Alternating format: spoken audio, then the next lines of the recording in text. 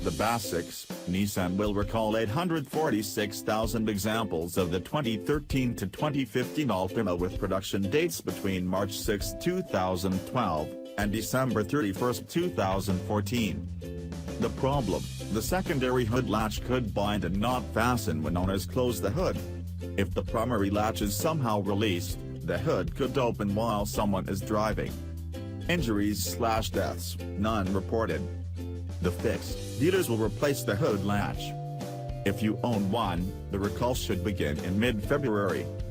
More information: Nissan previously recalled the Altima twice for this problem, once in 2014 and again in 2015. This new campaign will supersede both of those. Nissan will contact all of the owners from the earlier recalls for them to get the new hood latch. The basics: Nissan will recall 846,000 examples of the 2013 to 2015 Altima with production dates between March 6, 2012, and December 31, 2014. The problem: the secondary hood latch could bind and not fasten when owners close the hood. If the primary latch is somehow released, the hood could open while someone is driving.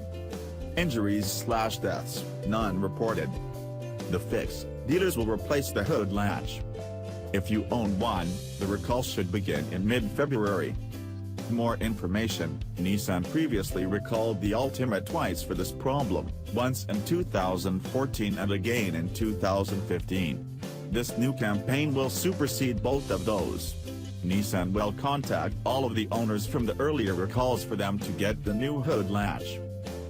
The basics: Nissan will recall 846,000 examples of the 2013 to 2015 Altima with production dates between March 6, 2012, and December 31, 2014.